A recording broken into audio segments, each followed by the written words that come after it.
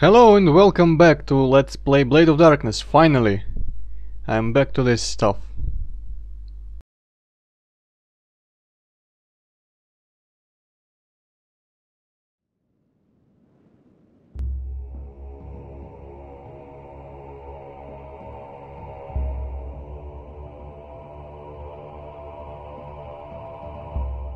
Crossing mountains and steppes, jungles and deserts, you shall reach a secret valley where a large river runs. Close to its bank there is a temple. Only the chosen ones shall find it. For when Ayana cast her spell to expel the gods from the earth, she wanted to save her temple from desecration. So she used magic spells to conceal it from view. Now you are in Ayana's favor. Perhaps you shall be her chosen one and prove worthy to take up the sword. So yep, here we are, Temple of Ayana. None of my characters have all the runes, the 6 runes, so Ayana's going to be disappointed with all of us, but thankfully we get a chance to collect the runes we're missing afterwards. And power up our awesome sword that we're going to get here. The level is pretty pretty indeed. Although I'm struggling to place the visual theme. Very much reminds me of the Babylonian level Series 7 second encounter, but there's also some Indian themes, I think, in some of the textures at least. Maybe they just didn't really care too much. Or maybe this sort of architecture is as fitting for Indian style as it is for Babylonian, or maybe Series 7 second encounter got it wrong, I don't know. There's this ancient freaking golem that looks like it's made of clay or something, or sandstone. Of course my Amazon has no problems whatsoever. Don't even need the blunt weapon.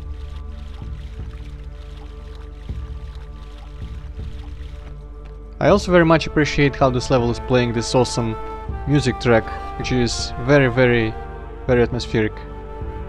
I very much enjoy this, the mood that it creates, especially in the beginning here when there's obviously no enemies, since as the narrator said, the temple is obscured. The enemy doesn't know where it is.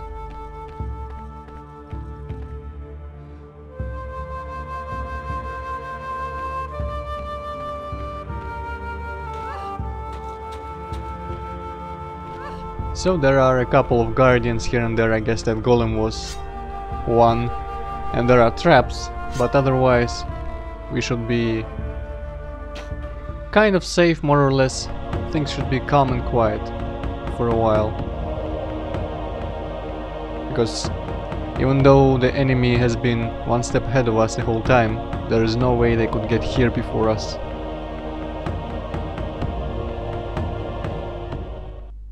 Which is nice. Even an action game like this, in my opinion, benefits from a relaxing atmospheric level. And I'm not going to talk over the music too much, because I just love it so much and I want you guys to enjoy it as well. This is also why I'm walking slowly and looking at the scenery.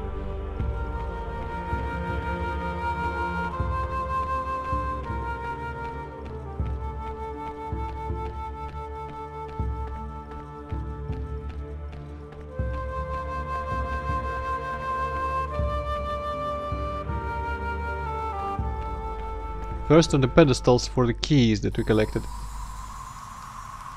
I come to offer you the amber jewel. Please open the door for me. So, 3 more to place. The black one, the blue one, the white one. I think it's obsidian, aquamarine and opal. And this was amber. I wonder what would happen if someone were to collect like 2 keys and place them here and then leave. Would it compromise the defense? I guess it would. But whatever. And yeah, as I said, we're going to be changing characters throughout this level.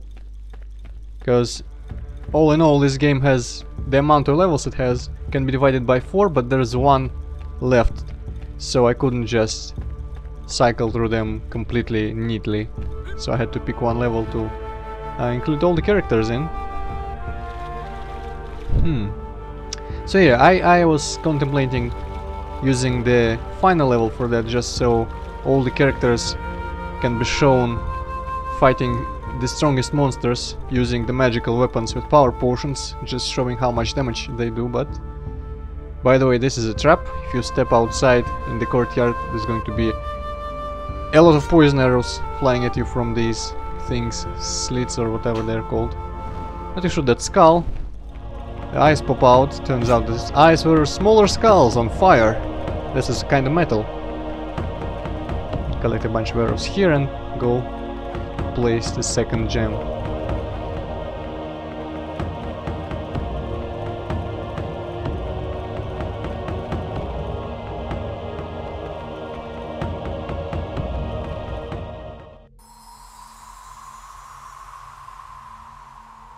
I come to offer you the flawless aquamarine. Please grant me access.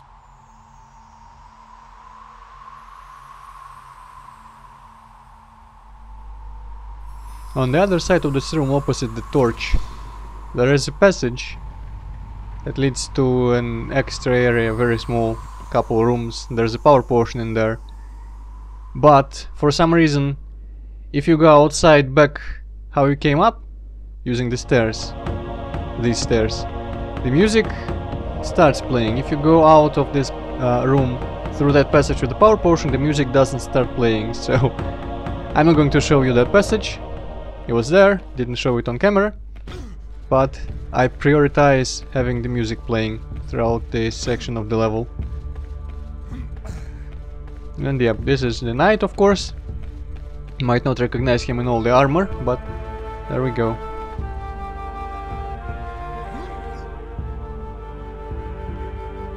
Unfortunately, I don't think I arranged it.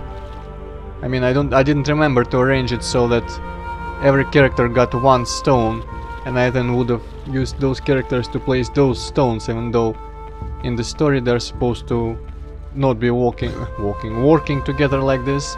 The story there's only one chosen one. I guess this is some Eternal Darkness shit when I'm combining all the timelines and something. I don't know.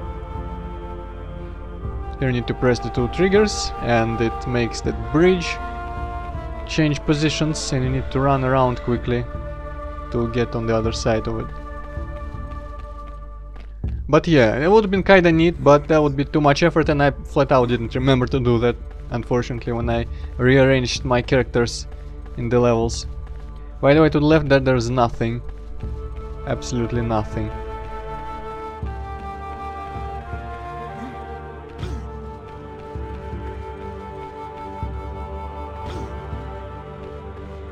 And this bridge doesn't even wait for you, as you'll see in a moment. It starts going backwards immediately, so yeah.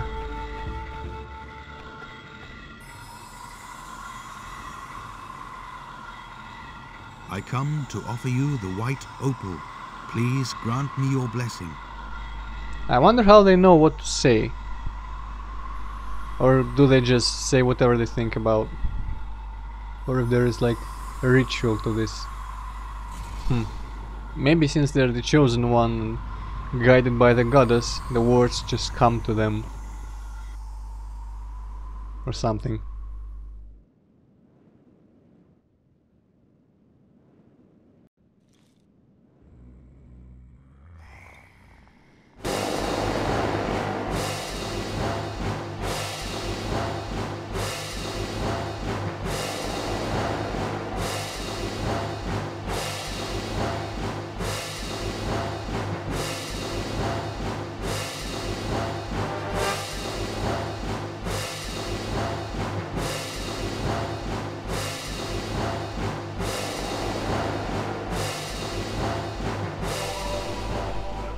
Well, shit. Also, I don't know why this explodes twice. I didn't think it could explode twice, but there we go. Yeah, the enemies somehow found the temple. I guess when I started putting in the keys, the spells dropped in the temple. The stealth mode deactivated. You know what I mean. It got uncovered. So now, there's an invasion of goblins and orcs. The barbarian utterly sucks for fighting single fast enemies with this attack because it needs a lot of time to prepare. And well, The barbarian just sucks overall. I don't know why I even started mentioning specific reasons why. Barbarian and the dwarf, just not fun. Period. Unfortunately.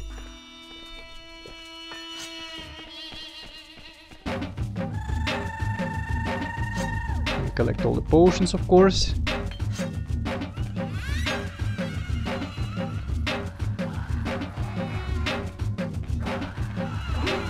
I might have figured out, by the way, that this is post-commentary, so I don't exactly remember how I deal with the enemies here, so it's kind of interesting for me to see as well, because it took so many takes. I kept just fucking up. But in this one, as you can see, I kinda succeeded at doing the move, using it without getting hit, because if you just dodge and then counter-attack with it, you're going to get interrupted 99% of the time. Sometimes I can see goblins just, instead of attacking me when they shoot, they just kind of walk to the side, and thankfully on that side I still get them with this move, but that happens so rarely, you shouldn't really rely on it. You shouldn't really play as the barbarian anyway, so whatever.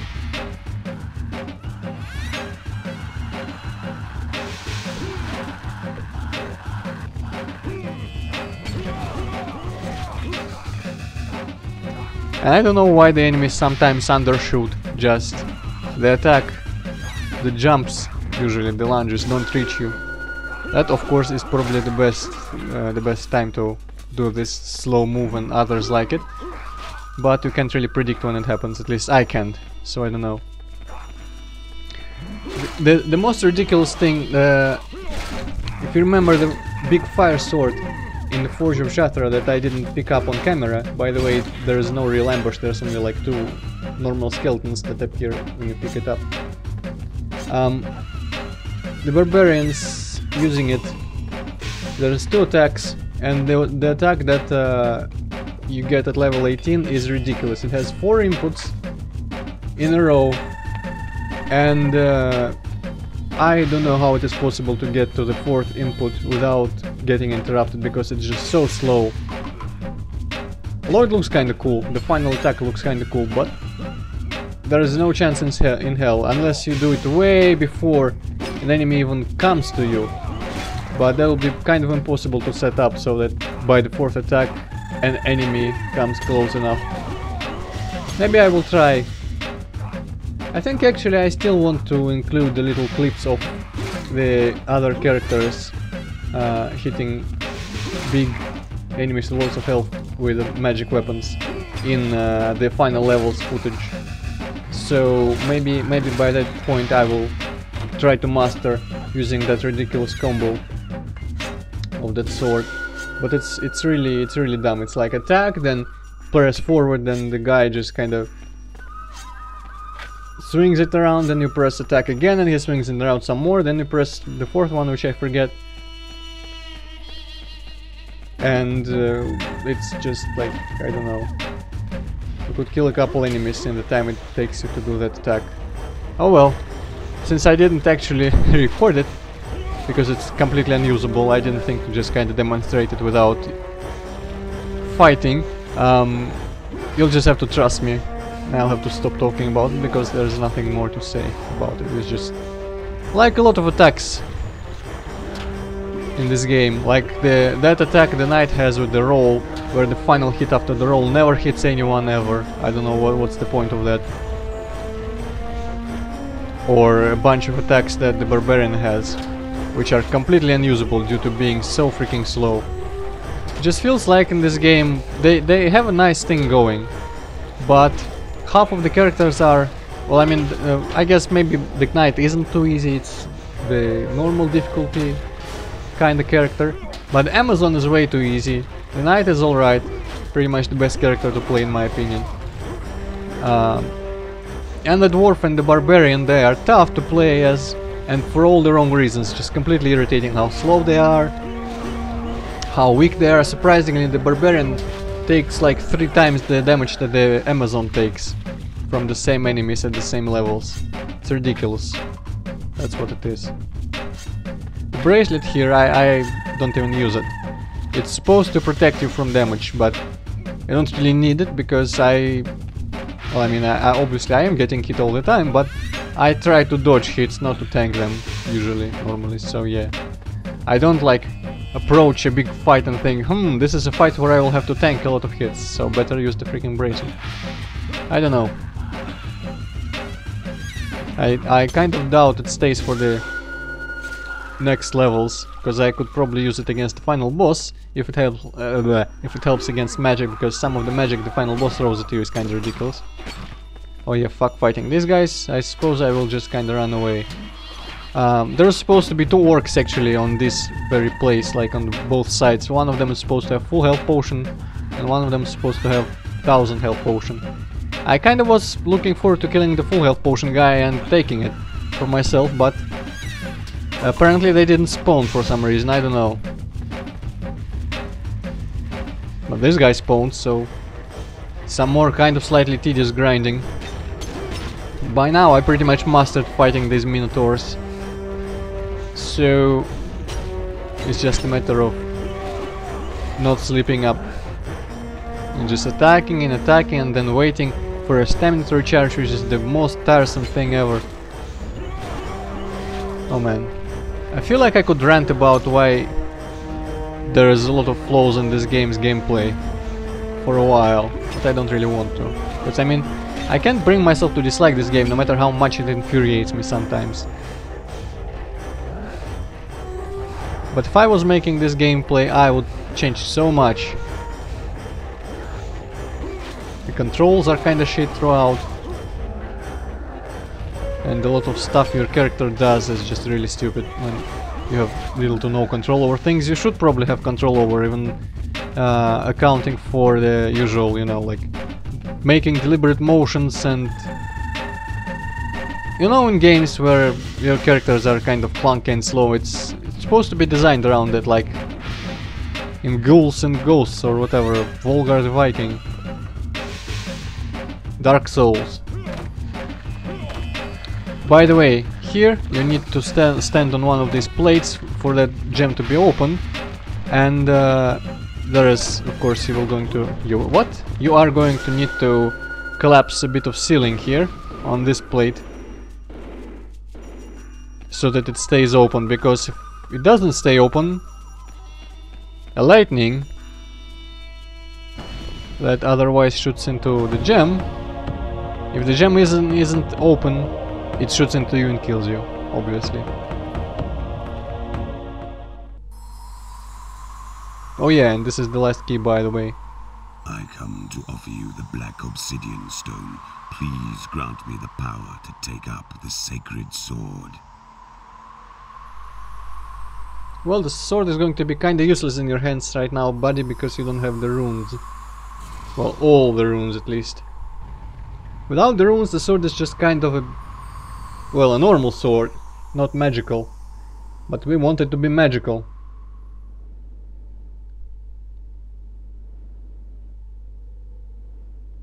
And suddenly we are in Naglfar again. The last 2 levels I'm going to play with the Amazon and the Barbarian, so slightly longer segments are devoted to the Knight and the Dwarf in this level. Right now we are just getting to the sword. We finished using the keys, so we need to just navigate the rest of this temple.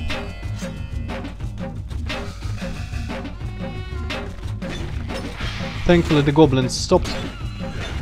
For the most part, I think maybe all of them stopped, because I mean, the doors just opened when I used the keys, so they didn't have time to invade this part. Of course there's skeletons and golems in the future and all sorts of shit. Also, I'm getting my ass handed to me because the dwarf kinda sucks and I kinda suck. By this point I have played nearly the entire day, because I needed to get all the characters to this level, for which I needed to beat the Forge of Jathra 3 times and the Temple of Alfarum 3 times, I think. Somewhere around that range. And also a bunch of times I had to replay levels nearly whole because I fucked up somewhere, died, or in the case of the Amazon I just forgot. I completely missed both of her final weapons, well, pre-final the harpoon and the heavy naginata or whatever that thing was that I've been using in this level, I think. The harpoon is kinda pointless. The attack is... the special move, I mean, is harder to aim and it does less damage.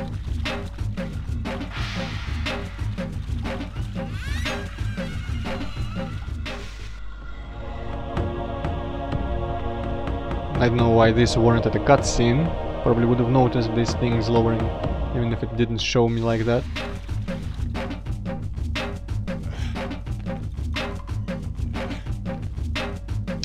By the way, I don't really want to play as the dwarf more than I need to, so I will show up the magic weapon attack in this level, so I don't have to play the last 2 levels with him just to have a clip from the final level. I think it would be adequate. Although it is a pain in the ass to land, but there we go. That was without the power potion. Apparently these attacks benefit very much from the power potion because they are like scaling with my POW stat or something crazy like that, I don't know exactly, but with the power potion these attacks take off like 14 or so health. Just look at the health of that guy, and I think I am going to drink the power potion somewhere around here. If I remember correctly, I decided to do that.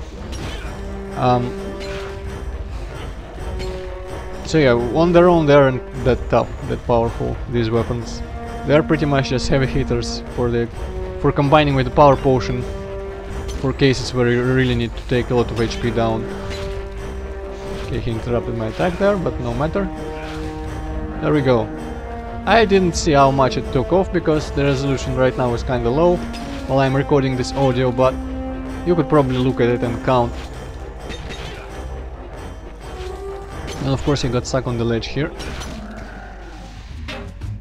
In one of the takes, the knight on the crossroad before, like the crossing or whatever that's called, he fell down into the water. He survived, but his AI didn't know what to do, so he just kind of stood in place completely passively, and I wailed on him and I still had trouble landing that freaking magic attack. Yeah. I don't know what's the purpose of these long-ass combos in this game, because obviously you won't be able to use them in their entirety, and they're just kind of an obtuse way to make you play around really long wind-ups for the part of the attack that actually matters. In essence, at least, that's what they become.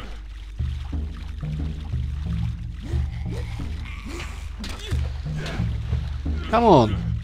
And yeah, it's especially infuriating because the character should be able to adjust, you know, slightly hit to the right or to the left if he needs to hit someone. I'm not asking for auto-aim or anything, but these attacks have such narrow hitboxes. And especially when you're locked onto the character, I mean to the enemies, your character doesn't always face them correctly. He doesn't like always keep perfectly facing them like in normal games. Instead he sometimes just kinda remembers to turn to them and sometimes doesn't. So yeah. I'm going into things I hate about this game over and over, even though I kinda said I wouldn't do that anymore. Oh well. Kinda gets in your head when you have to play so much at once.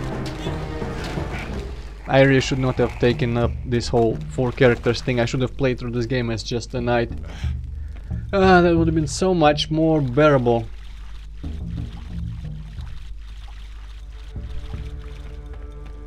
But speaking of the knight, there's going to be an old friend around here. And of course I'm bringing out the knight to deal with this guy. I remember in my playthrough before the Let's Play, when I was beating the game as the Barbarian, I had so much trouble with this guy, because the Barbarian sucks, I suppose. But with the Knight and his ridiculous rolling attack, look at how much damage that does. The Barbarian, this guy, he just killed the Barbarian in like 2 hits, so I couldn't afford to tank. And that meant I couldn't land any of my heavy hitting attacks, because this guy is fast enough to interrupt me every time I try to do that.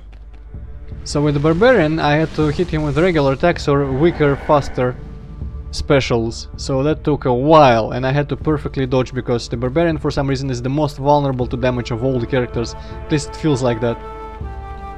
And as I said, 2 hits would completely kill him. With the Knight I can get wailed on by that guy and just kind of shrug it off, but as the Barbarian, no such luck. And here is the pedestal from the very intro cutscene at the beginning of the game. The Knight has 5 of the 6 runes, so he is the best character to show off getting all the runes, because I only have to get 1. If this is your destiny, then so be it. Take the sword and let nothing dispirit you. Your enemy awaits you in the High Tower of Sorcery.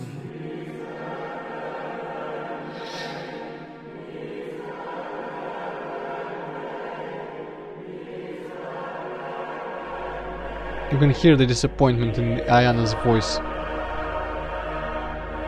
Like, don't worry, it'll be fine. So what if you didn't get all the runes? Don't give up. So what if the sword completely lost all its magic when you took it out? But yeah, at this moment you can go to the Tower of Dalgurak or to any of the levels where you haven't collected the runes. In this case only the Fortress of Nemrod for the Knight. And this is nice because you don't have to completely explore all the levels and find which even have runes. And the levels aren't actually completely open to you, I found out. I thought they would be completely, like all the doors would be completely erased or something. But unnecessary parts of these levels are closed off. In each of them you only have to do a little bit of a track towards the rune, pick up the rune, and there's a magical teleporter exit. In fact, there are several of them in these maps, but whatever. But yeah, it's pretty much those old levels, although I think if you missed like a weapon or something, and you wouldn't be able to find it now, because it's a separate map from the originals, and it wouldn't have any items and wouldn't remember which ones you got or didn't get. So I made a good judgment when I replayed the Forge and Temple of Alpha Room as my Amazon, and I found out that I missed her 2 final weapons. But yeah, in these maps you just kind of walk through parts of the levels that you already beat, fighting the demons, the vampires, and a certain other guy. I used to think they're randomly spawned, but the spawns are actually set.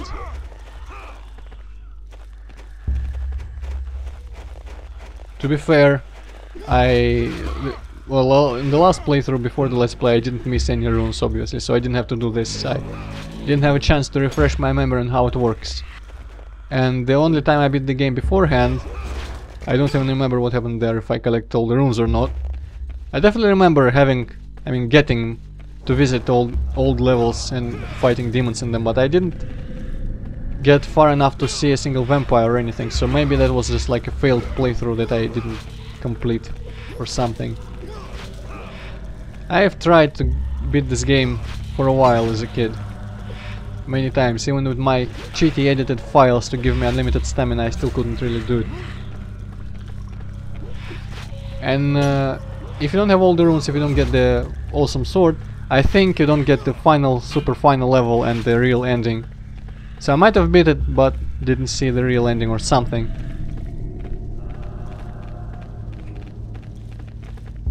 And now I'm not going to show you all the variations, because screw that shit. Not beating this game, not playing this game any more than I have to. At this point I will just show you this one rune, how you get the super powerful sword after you get the final rune, and next time it's going to be the final gauntlet. But yeah, by the way, this guy is back, of course, once again. The third type of enemy that you can face in these levels.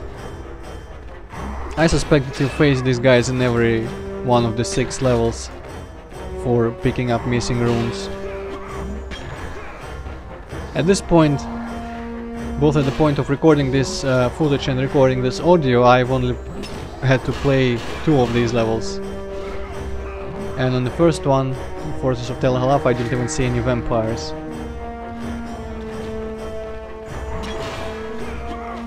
Only a bunch of demons in one of these. But I suspect that might be because that level is earlier and it's supposed to be easier or something. By the way, you can see how much damage I'm tanking from this guy. Truly astounding what a heavy suit of armor would do for you. The barbarians are pretty dumb for not wearing armor. They're slow as hell anyway, so it's not like they're going to have any major disadvantages. I can understand the Amazon.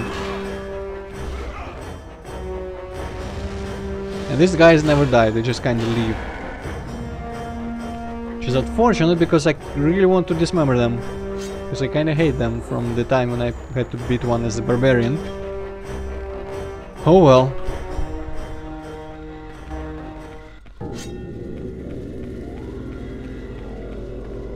But yeah, you've seen how I get this rune. But guess what? I am too lazy to edit out this, so... Thankfully this is one of the shorter ones, so yeah, there's... The trap is easily avoidable in this one. You just throw a torch on the floor and the ceiling collapses on top of you, and then while the ceiling is raising, you run under it.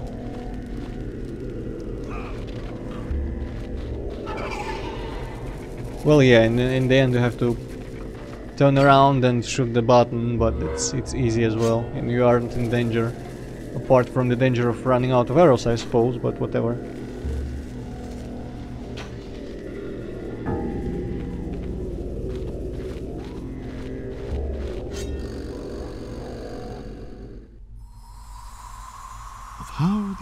And we heard these already, so blah blah blah, I'm talking over the narrator. Ayana, the beloved daughter of the father, created in this well, actually I'm not, because I don't have anything to say at this point.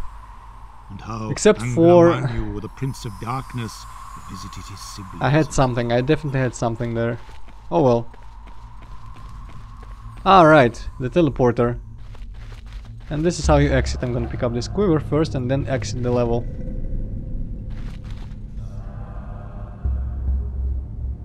I'm guessing I never did this because I didn't know what happens after you get your runes. And turns out you get to go back to Temple of Ayana and insert the final rune.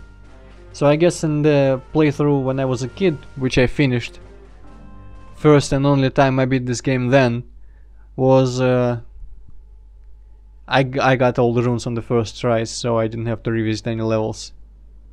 Oh well, not like it really matters. By the way, this here segment, everything decided to lag, stutter really annoyingly for a couple seconds here. I couldn't really even re-record because normally I would like press escape and go like restart Temple of Ayana, but during this cutscene I cannot even get the menu to open. Pressing escape did absolutely nothing. You are my chosen one, my beloved one. For you have shown courage and interpreted the signs. Look beyond the darkness, and you shall find a new shadow. Yeah, and this is what she says first time, and this is pretty much what happens the first time if you come here with all the runes. And by the way, that line about looking beyond the darkness to see a new shadow, at least I think that's what it was, it is a big hint that Dal'Gurak isn't actually our final enemy either. Although, not like anyone cares, because we didn't even know who the fuck Dal'Gurak was. I don't think. This game's story is pretty unfollowable. But at this point we know somehow that the guy behind the armies and the undead and everything is the sorcerer warrior kind of guy by the name of Dal'Gurak, who lives in this Tower of Sorcery, which is where we are going next weekend. The Tower of Dal'Gurak. If I remember correctly my plans, I'm going to be playing through the tower as a barbarian and then the final level as the Amazon. And I might or might not include clips of the night, and maybe I'll try to land the barbarian's crazy combo. But I probably will not bother with the dwarf since I showed his axe attack with the Minotaur, so yeah. But for now, thank you for watching and goodbye.